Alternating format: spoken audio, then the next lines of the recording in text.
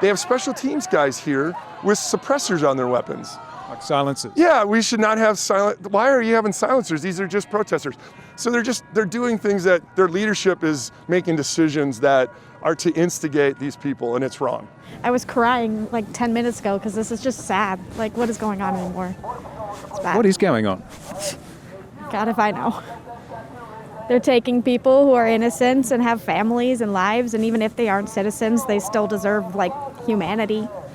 And a woman was shot, and she did not deserve that. This is the neighbourhood where it happened. In fact, that just on the other side of that barricade is the spot where it happened. That barricade wasn't there this morning, and there's one there, there's another one down there. This whole area has been blocked off, not by the police. These are makeshift barricades that have been set up by locals and protesters.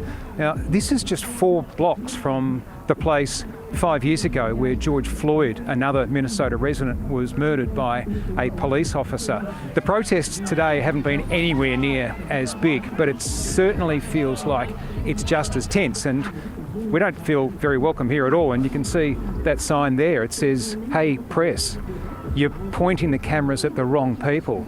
Film the fascists." And of course, by the fascists, they are talking about the ICE agents, the Border Patrol, who are here in this city in numbers and have been. People here were warning that something was going to go wrong, and clearly yesterday it went very, very wrong. I think we have to show up.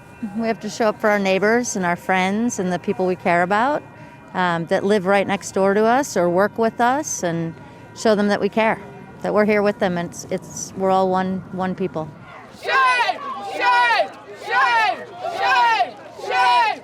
Shame! It does feel extremely tense, and that's, you've got to say, been pushed along by some of the most senior people in the country. Donald Trump sent out an extremely inflammatory message yesterday, essentially blaming Renee Nicole Good's death on herself. You've had the head of Border Patrol, Kristi Noem, calling her a domestic terrorist. Just in the last few hours, Vice President J.D. Vance said she'd been brainwashed by leftist ideology. I can believe that her death is a tragedy, while also recognizing that it's a tragedy of her own making and a tragedy of the far left, who has marshaled an entire movement, a lunatic fringe, against our law enforcement officers. The administration has really been pinning the blame for her death on Renee Nicole Good herself, and that's even before the investigation has begun. There's real concern from the state governor down that this will not be an open and a fair investigation.